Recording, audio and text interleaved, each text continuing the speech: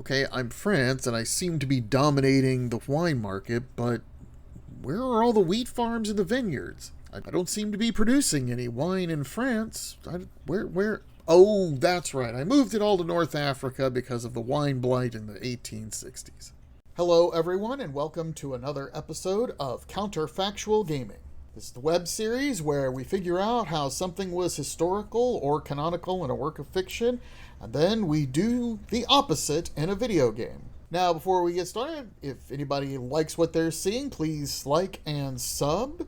It's great for the channel. It helps me out a bit. And if you have your own ideas for counterfactual things we can do in a video game, drop a comment down below, or even tell me if you want to know more about a particular historical event. Today we're going to be talking about and gaming about the French wine blight of the 19th century in Victoria 3. But before we get started with all that stuff, I want to give a brief overview of how these videos go. I had some questions from some people last time and they were a little confused about my format, so let me explain. In these videos, I discuss some sort of historical event that happened in the time frame covered by a video game that I'm playing. Give a brief overview of it for a few minutes, talk about its implications, and then we go into the game and either try to do the opposite, do better than the historical outcome, or in some way play off against it. Now, we're not trying to achieve historical results, far from it. Instead, I'm usually trying to achieve something non-historical. But it's not as much fun to do the non-historical thing unless you know what actually happened. And whenever we play a game that has a fictional setting, we'd be doing the same thing with canonical events. Now, with that out of the way, let's talk a little bit about the French wine blight of the 19th century and then figure out how we can avoid it in Victoria 3. Now, those who know anything about wine know that France is famous for its wines. If I were more of a wine expert myself, I could probably list 30 different specific regions of France right now where wine is grown and different types of wines and all of that. But I never really did any training as a sommelier, so I'm going to go past all of that and we're going to focus on the historical event of the Great Wine Blight of the 19th century. Now, this wine blight really gets started before the 1860s, but the French farmers didn't understand exactly what was happening until around 1863, when they noticed that there was something seriously damaging their crops. And to give you an idea of just how bad this blight was, there's indications that 40% or more of grapevines and vineyards were devastated by this blight. The economic damage was substantial. Given the importance of wine to French culture, you can see that this blight upon the vineyards would be a serious problem for not only France economically, but also culturally, and a damage to prestige. But this blight wasn't native to Europe. This blight was the result of a pest that was native to North America. The pest in question was the grape phylloxera, which is a word I had to look up in the dictionary and have pronounced for me because I had no idea how to say it. This pest, related to the aphid, originates in actually North America and managed to cross the Atlantic Ocean sometime in 1858, but it wasn't really having a noticeable impact on the crops until 1863.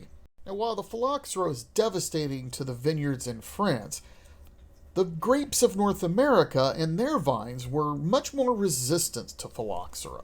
They had evolved a number of countermeasures against the pest, including having different kinds of sap and ways of closing off the wounds that the phylloxera would make on the roots and vines. But grapes from North America had never really done well in Europe, and in a lot of places in North America, European grapes hadn't done well in North America. Yes, there are some places in North America where grapes from Europe could grow, but those places are few and far between. There's not a lot of crossover capability because of how the soil functions and a whole bunch of other horticultural stuff I can't even begin to explain.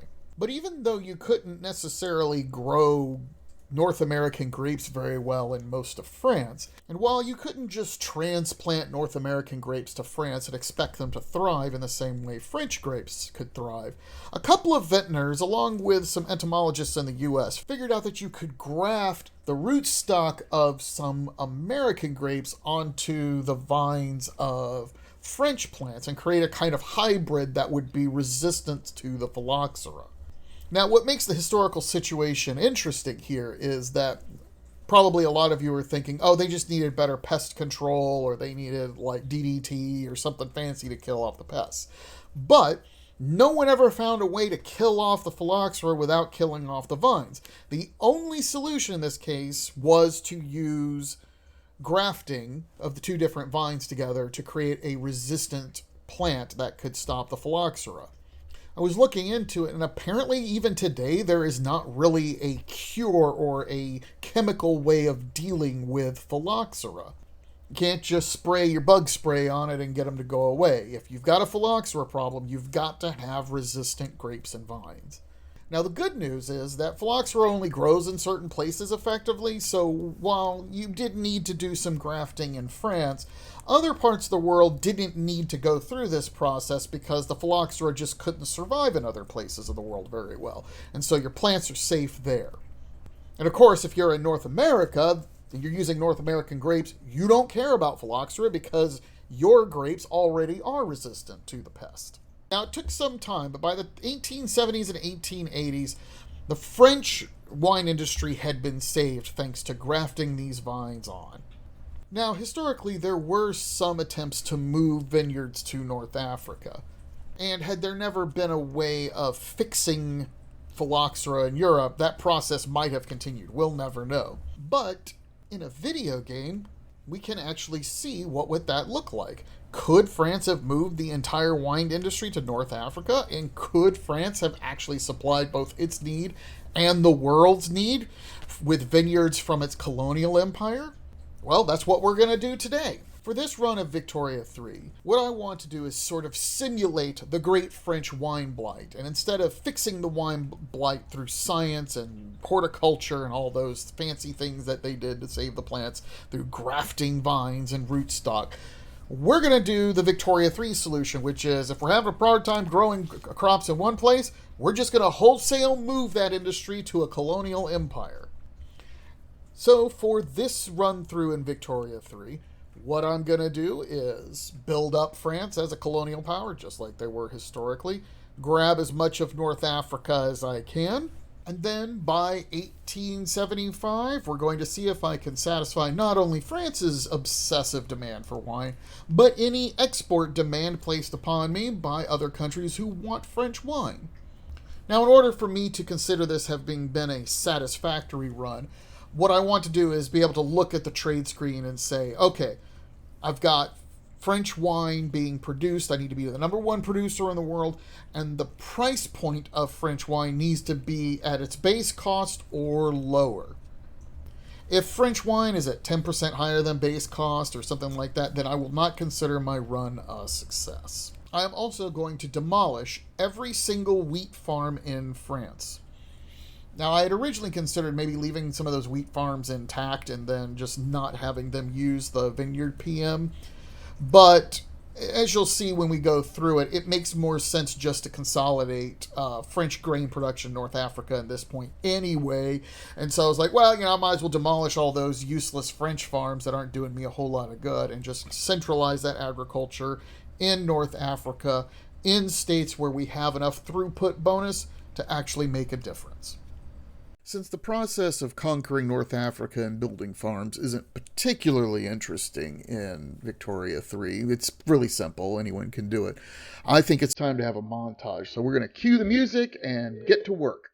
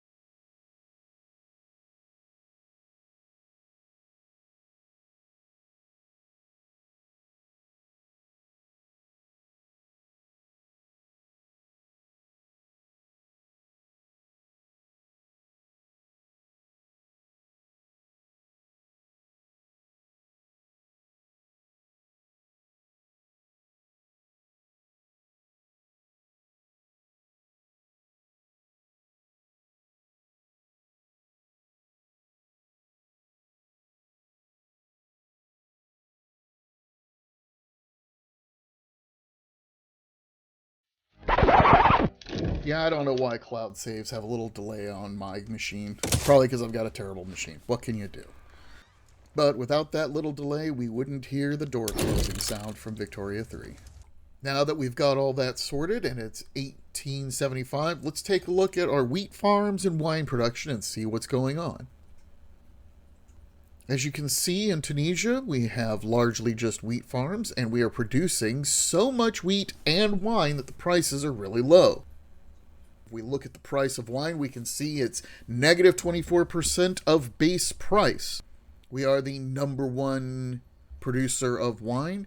I'm desperately trying to export some wine if I can, but as you can see, I'm more than exceeding my pop needs with the production that I have. And not only that, you can tell that I've managed to sell wine abroad at a nice profit. Now, how does this work exactly? Well, it's not difficult to just move that agriculture over to North Africa, if you're France or any other country. France has a slightly easier time. Again, as I said earlier, they start out with a small strip of Algeria in 1836, so they don't even have to land troops. They can just annex the powers in North Africa and start engaging in agriculture. But the reason this works so well isn't just because France has easy access to a colonial empire. It's actually related to the economics of wheat farms and vineyards in Victoria 3. A lot of players see grain as a fungible commodity. It doesn't matter how you get your grain as long as you get your grain. And in some cases, that's true. If I'm using a rice farm or if I'm using a rye farm, yes, you have secondary production methods, but by and large, you're focused on, I just want grain to feed my population or to feed my food industry. But wheat farms are different than anything else. One, they're pretty darn efficient at producing grain, but they are also one of only 2 types of farms that can create wine. Now, why is this significant? Well, this is significant because wine can only be produced on wheat farms or maize farms, and it is much more efficient on wheat farms. Liquor can be made on rye farms, but liquor is also made by food industries. But the strength of wheat farms producing wine is that wine can't be made from any other source. It can only be made from wheat and maize farms. You can't make it in food industries. You can't do it on plantations. It's just from them. This means wheat farms that are producing wine basically only compete with themselves, and it's the only source of wine as a luxury drink. Now, France and its French pops have an obsession with wine. Wine is normally a good in the luxury drinks category. You can use wine for that, or you can use coffee, or you can use tea. And pops will do their best to buy wine, coffee, and tea to meet their needs. If there are substantial price disconnects in one particular luxury drink, they'll buy another luxury drink. But because French pops obsess over wine, they would much rather prefer wine, even if coffee and tea are available, and they will pay higher prices for it. What this means is that as long as there are French pops in the game and they are obsessing over wine, the price of wine will be artificially increased because of the additional demand, assuming French pops or anyone else who wants it can afford to buy wine as a luxury drink due to their standard of living. This demand for wine oftentimes is more than the demand you would get for grain, and grain is a fairly inexpensive commodity anyway. So what will happen is you have wheat farms that are functioning as vineyards, and you make sure you have your throughput bonuses and you're connected up with your infrastructure correctly and all the other things you would do to make agriculture work. You get into a situation where you have wheat farms that are profitable, but they're profitable because of the wine that they make, not really the grain that they make. Wine becomes an unofficial way of subsidizing those wheat farms, which means grain prices can get lower before those wheat farms start to fire people. And if those wheat farms can operate with lower grain prices while keeping people employed, that means they'll still be profitable, but those lower grain prices will mean that your food industry or pops that consume grain directly will have lower prices for those things and can make better use of that resource. In essence, there's no reason to not use wine as a production method for your wheat farms because of how the system works. The liquor PM for, say, rye farms is pretty nice, except that it competes with the liquor that could be produced from your food industries. Those food industries then can end up putting the rye farms out of business that supply them with the grain to make the liquor that they're making that competes with the liquor from the rye farms. It's a big old mess, is what I'm saying. Wheat farms, though, with their vineyards are not like that. So, in this episode of Counterfactual Gaming, we haven't just defeated the French wine blight, but we've also restructured French agriculture to move their agriculture to their North African colonial empire, using vineyards in order to support low grain prices so the food industries in France can actually make tons and tons of cheap food for everybody, and also enough wine to satisfy both French demand and the demand of people all across Europe and the world. Now, I'd love to talk to you more about agriculture in Victoria 3, but literally as I was recording this video, my game updated to a new version of the 1.2 beta, and as I discovered, I can't even use my old save because things go weird and wrong. But that's okay. Looking forward to streaming the new beta patch at some point this week, and we're going to have some fun with that. But we're going to go ahead and leave things as they are now. I hope you enjoyed what we did today. I hope you learned a little something about history and Victoria 3. And if you like what you saw, go ahead and leave a like and a sub. And I hope everyone has a wonderful day.